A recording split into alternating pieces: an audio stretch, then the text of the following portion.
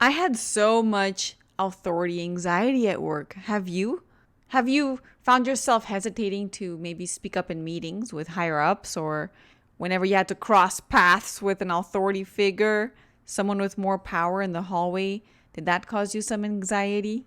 You are not alone, and we are talking about this topic of dealing with authority anxiety and overcoming it in this episode. So, welcome to another episode of the Speak Your Mind Unapologetically podcast. And we're going to go deep here and we're going to talk about the reasons why we have so much fear from these authority figures and what the implications are, how this can really limit your growth in your career and not make you feel very great in the workplace.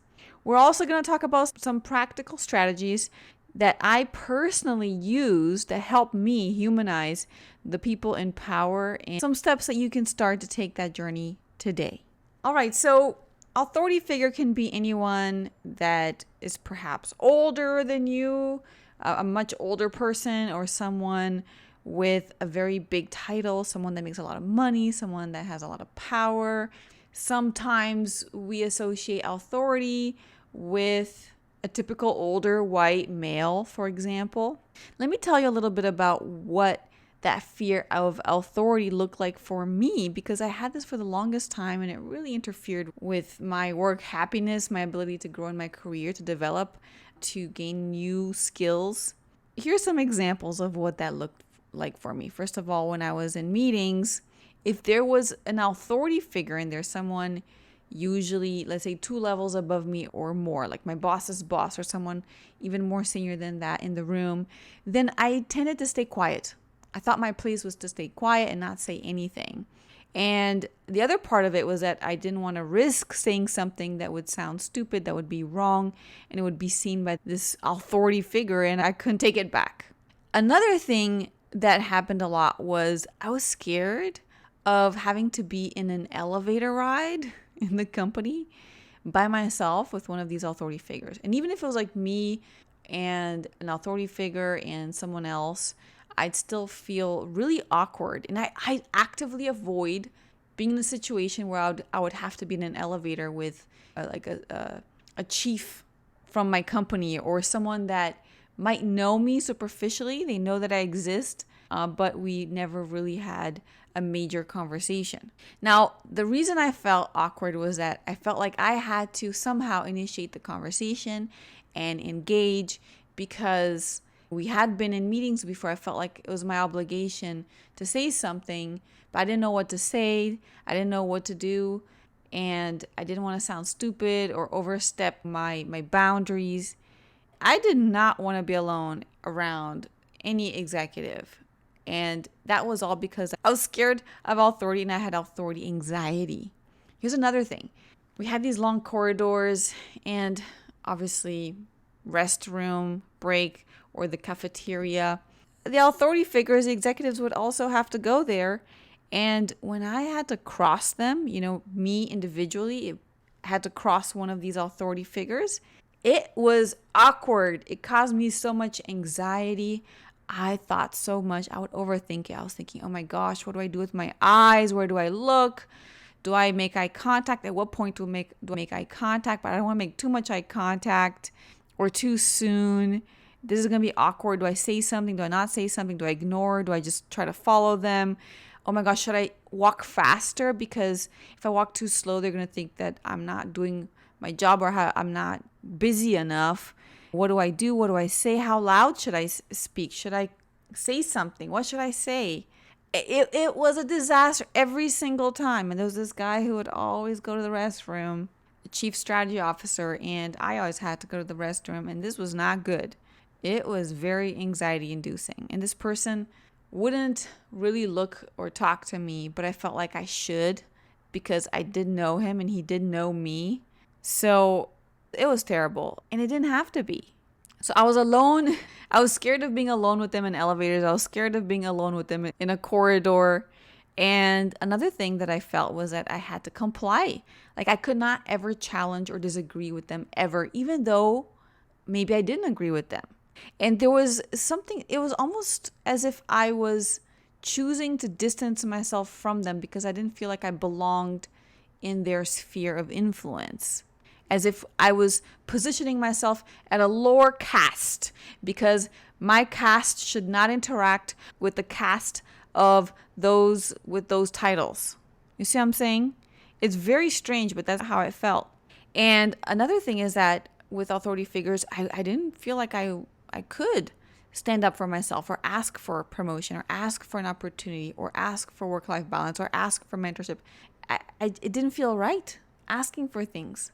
And when they did address me or talk to me, it was crazy because I would feel so grateful. Oh my gosh, I can't believe they're talking to me. And I felt like I owed them my life just because they were talking to me and taking interest in me, even if at a minimal level. And then I felt, okay, now I have to do everything they want and really try to do everything that I can possible to add value to them because they spent 1 minute talking to me. It was a crazy way of interacting with authority. And this went on for many years. I think all throughout my 20s. It was terrible. It took time to get over this. And I'll tell you how I got over it in a moment. But here's the thing. When we are scared of authority and have authority anxiety, especially in a professional setting, it's a big problem because, first of all, you're going to be silent in conversations and meetings. That's not going to help you either add value, be seen as a leader, get ahead, or make great decisions, right? You're not going to reach out to these authority figures as much. You're going to overthink your interactions. You're not going to be yourself. You're going to be stressed out all the time. And you're not going to do the things and ask for the things that you need to get ahead. So it's seriously going to limit your professional growth, your decision making, because it's going to be based on fear or people pleasing these superiors. Now, why do some of us have these fears of authority and some of us don't? Some of us just talk to authority as if it's not a big deal. And for me, it's interesting because I'm not that old, but when I was managing these really young people right out of college, I realized that they didn't seem to be scared of authority. They were just saying whatever to whomever. And I think there are many things. So one of the things is the era in which you inserted yourself in the workplace. Maybe our parents had a lot of hierarchy in their companies. Nowadays, it's not such a big thing, but there's also a cultural factor. In some cultures, let's say in Asia, in Japan, you really need to respect the authority, which means you can't speak, you can't challenge them, you can't talk to them. There's an order for everything, but not in the US, right? Not in Canada. Another thing is if you had very authoritarian parents or strict parents, that's something that could cause that fear of authority when you grow up as an adult. Maybe you had past experiences with authority that were negative. Maybe a police officer, maybe a teacher, or whatever it was, a professor. And some people are naturally they tend to be more passive than others in terms of their personality. They tend to be a bit of a people pleaser, and that makes it more difficult to deal with authority. Some people also have very low self-esteem and they don't feel like they're good enough. And when they don't feel that they're good enough, then they're also going to be more scared of authority. Another thing is just if you didn't have a lot of exposure to authority, you didn't surround yourself with a lot of senior people. I know that when I started to really surround myself, when I started to have connections with people that were really senior, it completely changed how I related to them. And another thing that happens is sometimes we learn to model adults as a child. We learn to model our parents, our teachers, or other adults that are influential for us. And if those parents or other adults and teachers, they show that they're scared of authority, if they have deference to authority figures, then we learn that. We think that's normal. So we start to do the same thing. And this tends to get worse if you're in a company that has a very hierarchical culture. It's worse if you encounter a culture that's a bit more aggressive or where the executives and senior folks are dismissive, a bit impatient, which I experienced a lot. So that did not help. If you don't have a lot of opportunities to get exposure and be able to talk to these people, when I say exposure, it's not just listening to them talk, it's actually having conversations with them and collaborating with them. And again, environments are not very diverse at the top. create that separation. So if you don't look like the person at the top of your company, then yes, it's going to create that separation from authority figures, because you think, well, I can't be there. Like, I worked in a lot of environments where everyone who was C-suite was basically an older white male. And me being a young female that was not white was something that made me feel distant from them. What can you do? How can you overcome this fear of authority in the workplace? How can you overcome the authority anxiety? The secret. This is what worked for me. I'm just going to share with you what worked for me, because I had this for the longest time and it bothered me. I knew this was a problem for the longest time, but I didn't know how to solve it. And I'm going to tell you what helped me really solve this thing quickly.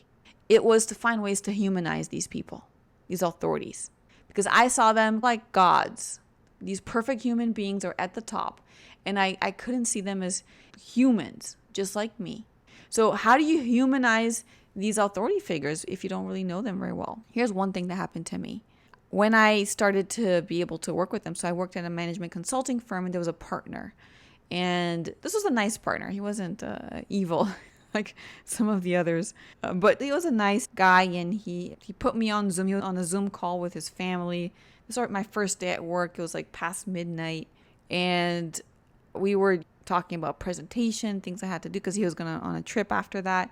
And then his family called on the Zoom, and then he was showing the office to the family through the Zoom, because the family was living very far away in a different continent, essentially. And then he told me, he confessed, hey, it's tough. I haven't figured out my whole family situation. They're upset that I'm far and distant all the time. I try to make it work. They're not really happy, and it's hard to make it work.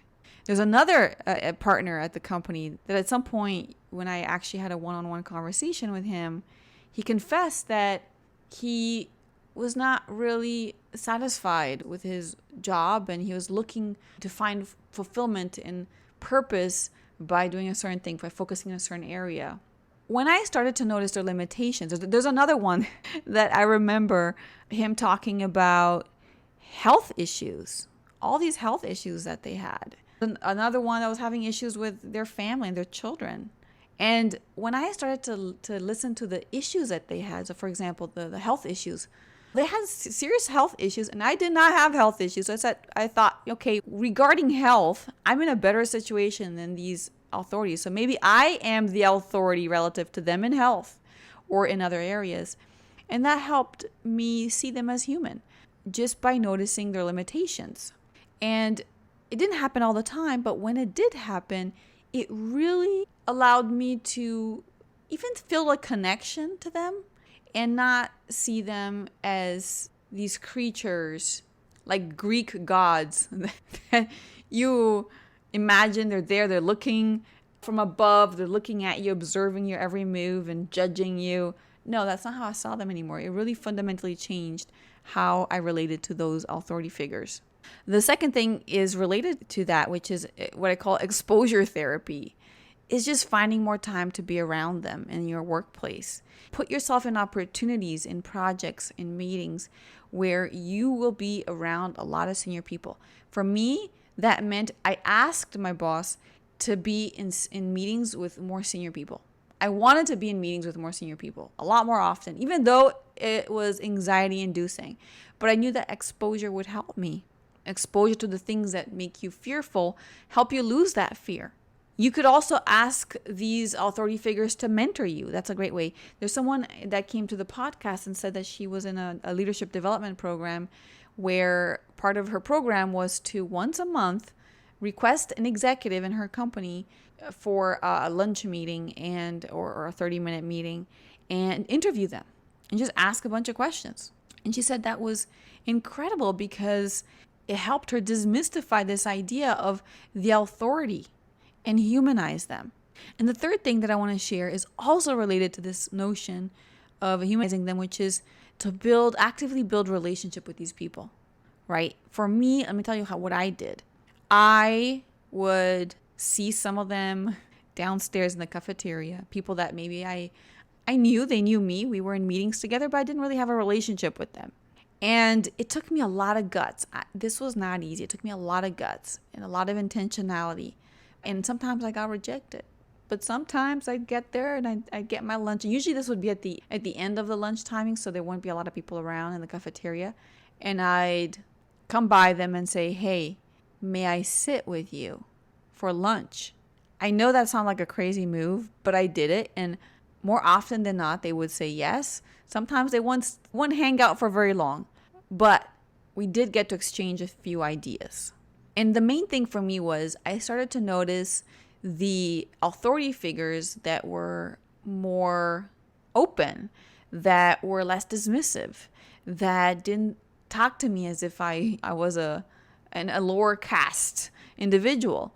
And I started to interact more with those and sit at the table for lunch with those people, and then try to engage with them at a personal level, understand their family situation, understand their travels, really get into their personal situation. And that really helped me reduce that intimidation factor. There's a guy I remember in the cafeteria, he actually initiated conversation. I'll just sit there in the cafeteria for a while, and there was no one else around. He came in. He was a management consulting partner as well, so pretty senior. He was visiting, and he just wanted to talk about his ski resort, his ski house, his ski vacations, his wife, has all the skiing he did. And we had a long conversation. He just wanted to talk. He didn't care about my title. And those moments were so transformational for me, because I realized that, you know what? If one or two of these senior people and executives and authorities are willing to talk to me for this long, then the problem is not me. And they're actually pretty human and normal. I'm seeing that they have all the normal traits. Sure, they have a little bit more money, but other than that, they have the same things. It's family, they have leisure, they have hobbies, they have desires, and they have passions, they have challenges. It made a huge difference for me just by building a relationship with a few authority figures, the ones that were a bit nicer and more open. Those are the three things that I did. I started to really notice their limitations and pay attention. What's something that's not great about them? Like, where is an area that they're struggling with? And that helped humanize them. The second one was exposure therapy, which is finding opportunities to be in projects and meetings together with them so that I could get more exposure to them. And what was great, going back to the exposure therapy, because I did ask to be in meetings with senior people, sometimes I was the only junior person in the room. And when that happened, they got goofy. They were playing around. They were singing songs. They were really funny. But when they were the most senior person in the room, and there was a bunch of more junior people like me around, then they put on this facade of, I'm this mighty authority in the room, and I'm a mean person, and I'm judging all of you. So there was a difference in personality. And when I saw the reality, it really helped. Nowadays, there's so many podcasts where you can actually listen to a lot of these senior authority figures and just listen to them and see what they're talking about and see that they're just humans. So exposure therapy, and then building relationships, looking for ways to actually spend time with them, be it through mentorship, be it having lunch, asking to interview them, doing volunteering work, whatever you can find opportunities to build a relationship with them and get to know them at a more personal level. And that's going to help you overcome that fear of anxiety that's limiting your career, limiting your leadership, and limiting your impact and your ability to share your voice and be authentic. I challenge you in the next week or so to start a conversation with an authority figure in your workplace. Why not? Try it out. Do the Courage Monday. Do it on Monday. Courage Mondays is a great time to do it. And do it in the morning, ideally. It could be at the end of the day as well. So start a conversation with an authority figure and see how you feel, observe your emotions, and just see what you learn. And if you enjoyed this episode, and if you derive some value from this episode in the podcast, and if you like listening to this podcast on the Speak Your Mind Unapologetically, tips and tricks and strategies and stories, then if you are willing to leave us a rating on Apple Podcasts, I would really appreciate it. It really helps us develop, grow, and be discovered by more people so that we can help out more people.